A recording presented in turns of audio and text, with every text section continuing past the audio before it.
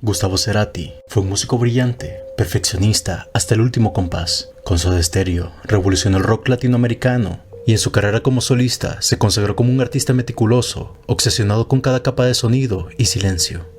Su casa en el barrio de Coglan, en Buenos Aires, fue durante muchos años su refugio creativo y el espacio donde nacieron algunas de sus obras más famosas. Lo que nadie sabía, ni siquiera él, era que mientras componía en su estudio, mientras soñaba en voz alta entre sintetizadores y guitarras, convivía con la muerte.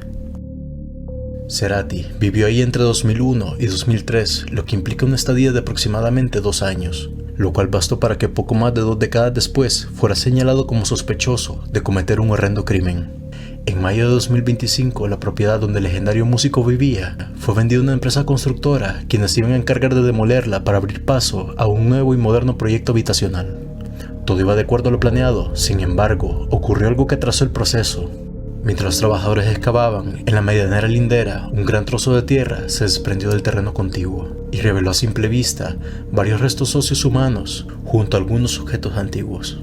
El capataz inmediatamente paró la obra y dio aviso a las autoridades del hallazgo. A medida que los peritos forenses trabajaban la zona, rápidamente se percataron de que aquello no eran simples huesos individuales, sino un cuerpo completo, que había sido enterrado ahí de manera improvisada, dada la poca profundidad a la que se encontraba.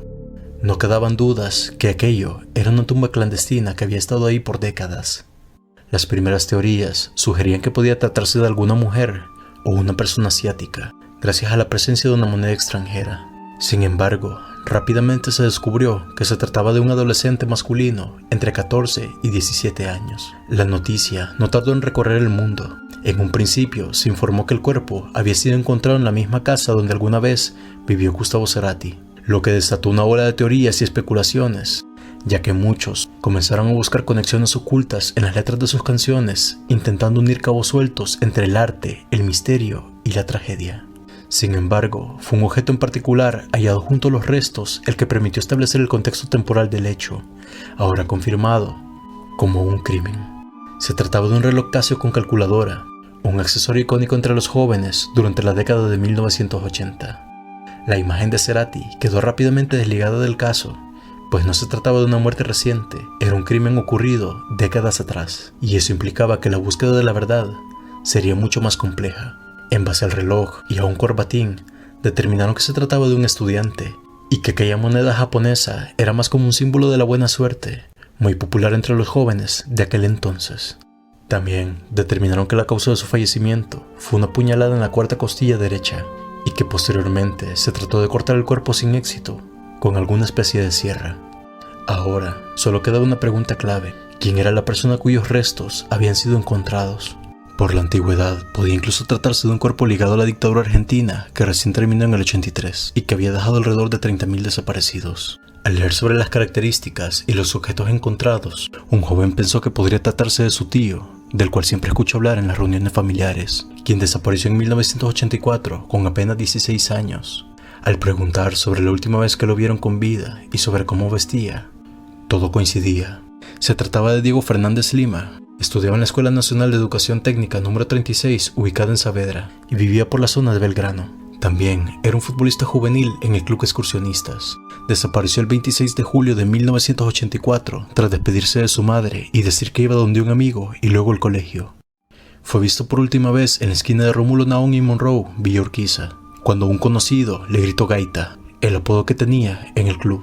Al anochecer, la familia comenzó a preocuparse y fueron a la comisaría número 39 para denunciar su desaparición. Pero el caso fue registrado como una supuesta fuga de hogar, algo que los familiares no aceptaron. Hicieron carteles de búsqueda, repartieron panfletos clamando por justicia y llegaron incluso a impulsar investigaciones privadas. Recién 2 años después, tras una persistente insistencia, lograron hacer que un medio de comunicación les prestara atención y hablara del caso. Pero ese incidente no parecía interesarle ya casi a nadie. Argentina apenas comenzaba a despertar de la oscuridad de la dictadura, por lo que todos atribuían su desaparición a consecuencia de la misma.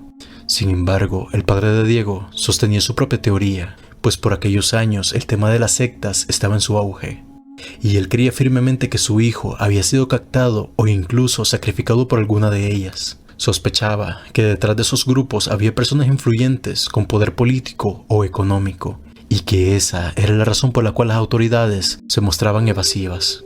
Para él no se trataba simplemente de una desaparición, sino de algo mucho más oscuro, profundo y deliberadamente encubierto. Convencido de que nadie más lo haría, emprendió su propia investigación. Tomaba notas en una libreta que siempre llevaba consigo.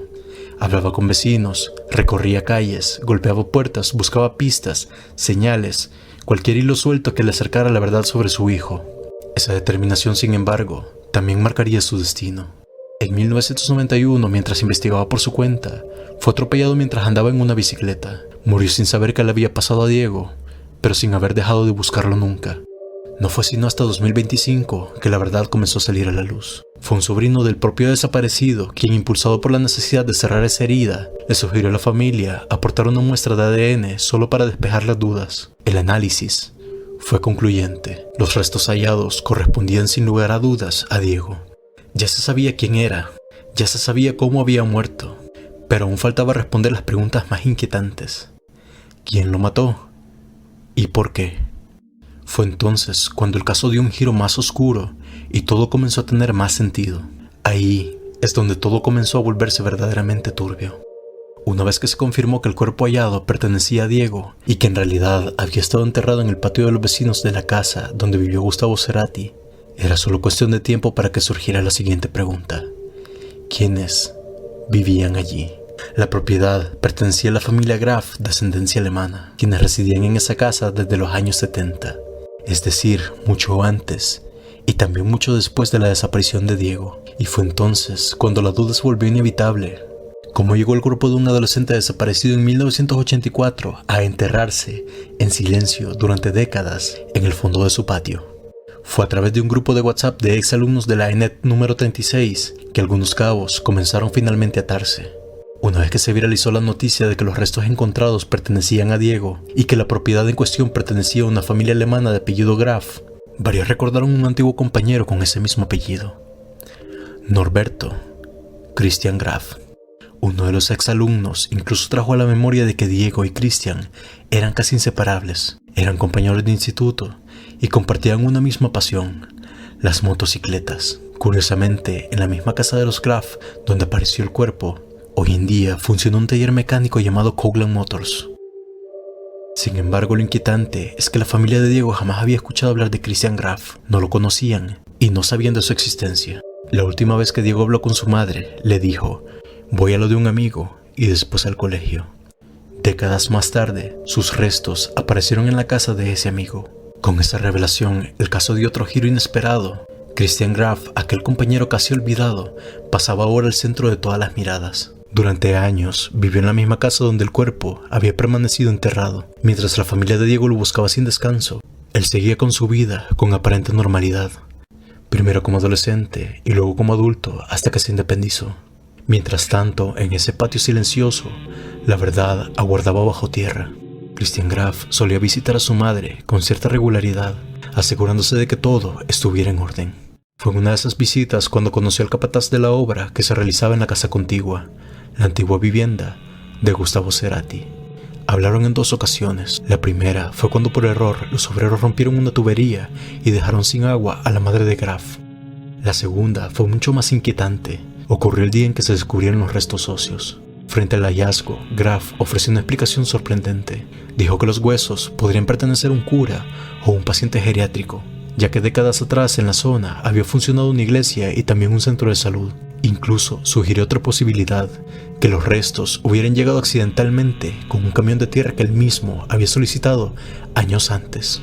Pero el capataz, con años de experiencia en construcción, descartó esa hipótesis de inmediato. Explicó que si bien era común encontrar huesos de animales mezclados con la tierra, los restos humanos jamás pasan desapercibidos, y mucho menos un esqueleto completo. Además, señaló que prácticamente era imposible que quedara perfectamente enterrado a esa profundidad, sin ser visto ni reportado, y menos aún en un material descontrolado antes de ser entregado a una obra. Sin embargo, cualquiera de esas mentiras se vino abajo cuando los huesos resultaron ser los de su mejor amigo del instituto.